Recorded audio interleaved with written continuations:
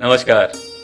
आज इस ऐतिहासिक अवसर पर जब प्रभु श्री राम अयोध्या में पुनः प्रस्तापित होने जा रहे हैं, स्टोरी टेलर्स की टीम ने एक अनोखा खेल का निर्माण किया है जिसका हमने नाम रखा है राम सेतु।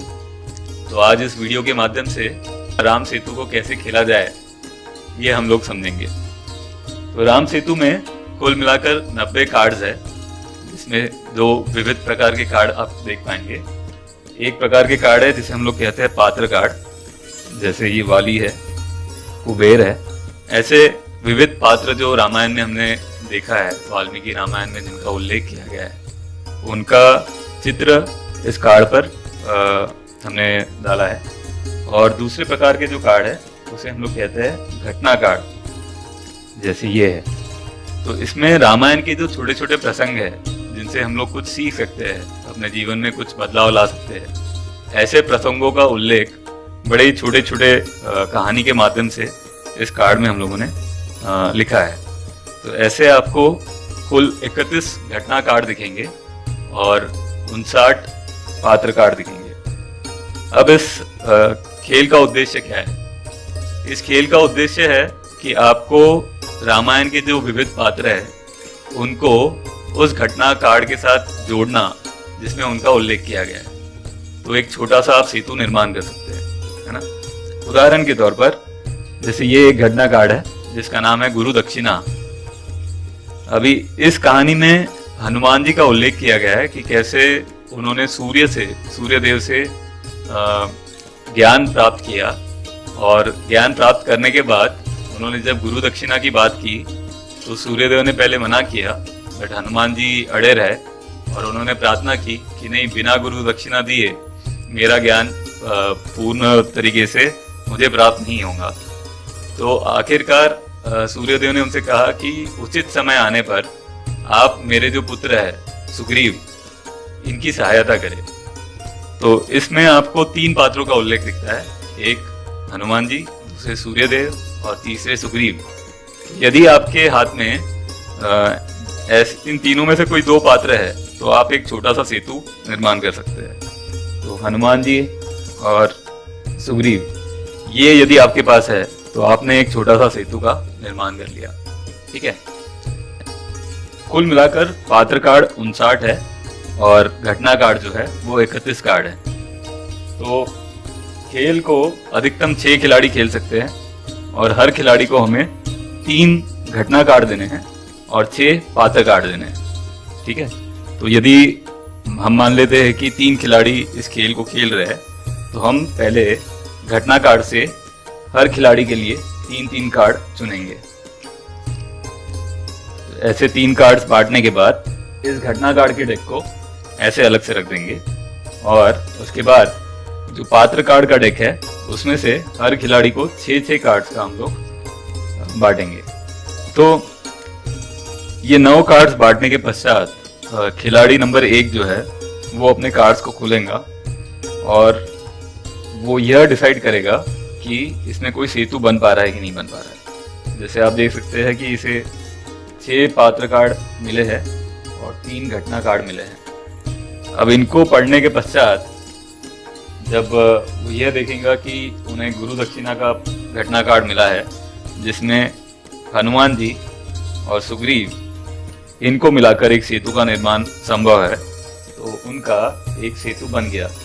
परंतु जो 2 घटना कार्ड ऐसे हैं जिनमें ये चारों पात्र में से कोई भी किसी का भी उल्लेख नहीं है, तो ये 6 कार्ड में से अभी इनका कोई सेतु का निर्माण संभव नहीं है। अब उनको यह निश्चय करना है कि इनमें से कौन सा ऐसा कार्ड है जिसके बदले वो एक नया कार्ड लेना चाहते हैं। तो मान लीजिए कि कुबेर, खिलाड़ी 1 को लगता है कि कुबेर, ये जो पात्र का कार्ड है, ये इनके लिए अभी उपयोगी नहीं है और वो इसके बदले कोई और कार्ड लेना चाहते हैं। वो घटना कार्ड भी ले सकते हैं या फिर पात्र कार्ड भी ले सकते हैं। बट खिलाड़ी 1 को लगता है कि कुबेर के बदले उनको कोई नया पात्र चाहिए, तो वो क्या करेंगे, अपने सारे कार्ड्स को समेट कर इस तरीके से ओपनली जो उन्होंने कार्ड अभी छोड़ दिया है वो रख देंगे और उसके बदले एक नया पात्र कार्ड लेंगे। अभी इस पात्र कार्ड को जब वो देखते हैं तो उसमें से उनको निश्चय करना है कि कि ये किसी सेतु के निर्माण में उनकी मदद करता है या नहीं करता है, और उसके बाद उनका जब दोबारा मौका आएगा तब वो निश्चय करेंगे कि इनमें से कौन से कार्ड के बदले उनको नया कार्ड लेना है। तो ये तो हो गई खिलाड़ी 1 की बात। अभी उनके पूरे कार्ड्स अपने पास आ गए। अब खिलाड़ी दो को ये निश्चय करना है कि उनके पास जो अलग अलग घटना कार्ड है और जितने पात्र कार्ड है उनको मिलाकर कोई सेतु बनता है कि नहीं बनता है। यदि बनता है तो ठीक, और नहीं बनता है तो उनके पास एक विकल्प है कि या तो कुबेर को ले ले। यदि उनके पास कोई ऐसा घटना कार्ड है जिसमें कुबेर का उल्लेख है तो वो कुबेर को ले सकते हैं जो खिलाड़ी 1 ने छोड़ा था, या फिर कोई नया घटना कार्ड या फिर कोई नया पात्र कार्ड को ले सकते हैं। तो इनके जो तीनों घटना कार्ड है इसमें कुबेर का उल्लेख कहीं पर भी नहीं है, तो इसलिए वो कोई नया पात्र चुन सकते हैं। बट इनमें से इन्हें कोई एक कार्ड को डिस्कार्ड करना है। तो हो सकता है कि वो यह निश्चय करे कि उनको इस घटना कार्ड का कोई उपयोग नहीं है, तो इस घटना कार्ड को छोड़कर वो एक नया घटना कार्ड ले सकते हैं। तो उन्होंने ये ले लिया। अब इसमें से उन्हें निश्चय करना है कि उनका कोई सेतु बनता है कि नहीं बनता है, और इस प्रकार खेल जो है वो आगे बढ़ता जाएगा जब तक कि कोई एक खिलाड़ी यह निश्चय न कर ले कि उनके पास सबसे अधिक गुण है, और जिसके पास सबसे अधिक गुण है उनको यदि उसका कॉन्फिडेंस आ गया तो वो खेल को समाप्त घोषित कर सकते हैं।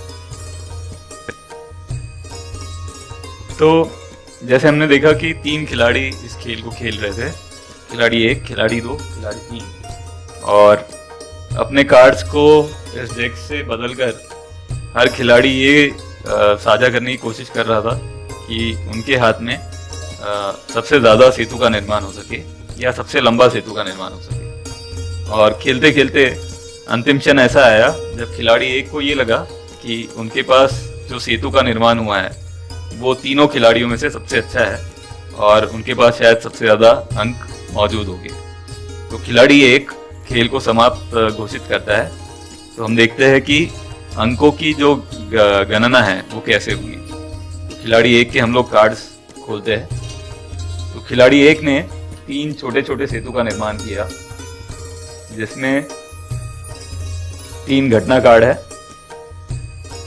और 6 पात्र कार्ड है। इनमें से कोई भी एक पात्र ऐसा नहीं है जो 2 घटना में शामिल हो, ठीक है। इसलिए खिलाड़ी 1 को 3 छोटे छोटे सेतु का निर्माण करना पड़ा। और इसकी जब हम लोग गणना करेंगे तो जो कार्ड्स सेतु में शामिल है उनका जो पॉइंट सिस्टम है वो इस प्रकार से आता है। तो हर घटना कार्ड जो सेतु के निर्माण में उपयोग किया गया है उसके 10 अंक है, और हर पात्र कार्ड जो सेतु के निर्माण में उपयोग किया गया है उसके 5 अंक है। तो ऐसे एक छोटा सेतु जो 3 कार्ड को मिलकर बना है उसके और 10 अंक इस घटना कार्ड के, ऐसे कुल मिला के ये 20 अंक एक छोटे सेतु के बनते हैं। उसी प्रकार से इसके भी 20 अंक बनते हैं और इसके भी 20 अंक बनते हैं। तो खिलाड़ी नंबर 1 के कुल मिलाकर 60 अंक इसमें बन चुके हैं, ठीक है। तो इनकी जो कुल गणना होती है वो होती है 60 अंक, ठीक है। तो अभी हम लोग देखेंगे खिलाड़ी नंबर 2 के कितने अंक बनते हैं। खिलाड़ी 2 के हम लोग जब कार्ड खोलते हैं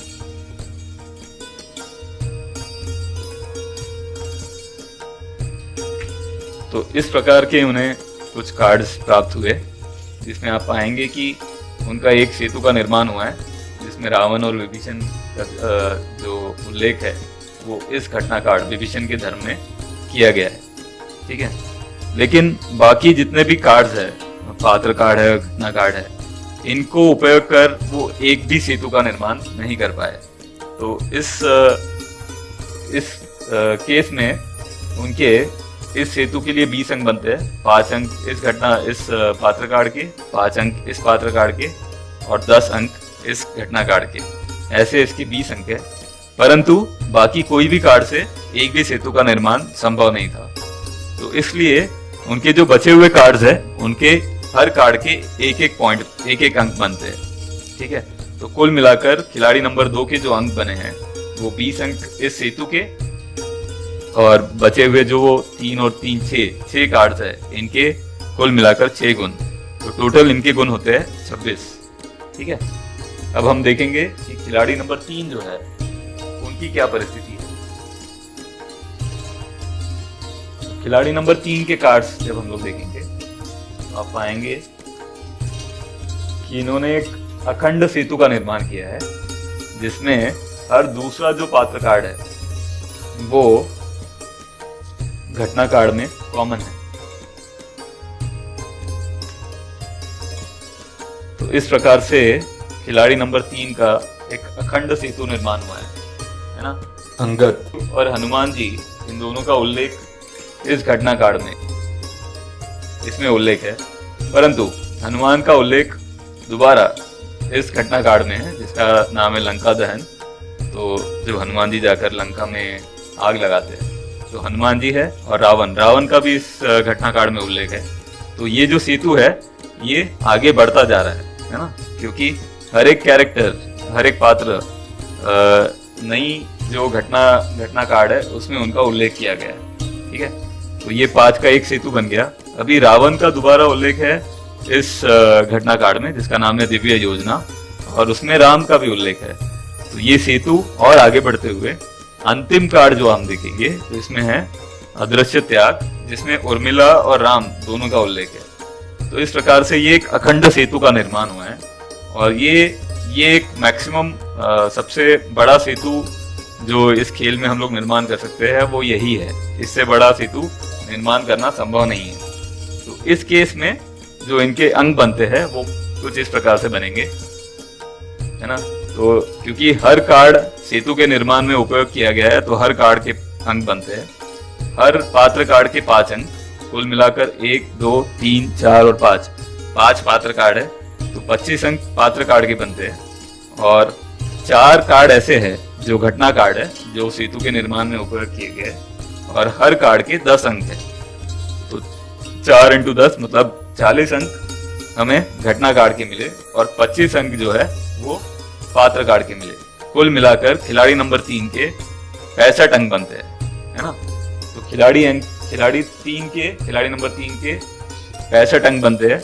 खिलाड़ी नंबर 1 के हमने देखा कि 60 अंक बने, और खिलाड़ी नंबर 2 इनके हमने देखा कि 26 अंक बने। तो इसमें जो विजेता बने हैं वो बने हैं खिलाड़ी नंबर 3, है ना। जबकि खेल को घोषित किया था खिलाड़ी नंबर 1 ने। अब यदि खिलाड़ी नंबर 3 के अंक जो है वो खिलाड़ी नंबर 1 से कम होते तो उस परिस्थिति में सारे खिलाड़ियों को अपने अपने अंक मिल जाते। लेकिन क्योंकि खिलाड़ी नंबर 1 ने खेल को घोषित किया था और खिलाड़ी नंबर 3 इस खेल के विजेता बने, तो खिलाड़ी नंबर 1 को पेनल्टी पड़ेंगी, जिसमें उनको खिलाड़ी नंबर 3 के जो अंक थे वो उनके तालिका में से काट दिए जाएंगे। तो इन्हें मिलेंगे -65 अंक। तो क्योंकि उन्होंने घोषित किया और वो जीत नहीं पाए, इसलिए उनको माइनस अंक मिलते हैं। तो इस प्रकार से हर एक राउंड आगे बढ़ते जाएगा, और कुल 10 राउंड होने के बाद में जिस खिलाड़ी के कुल अंक सबसे ज्यादा रहेंगे वो इस खेल का विजेता घोषित किया जाएगा।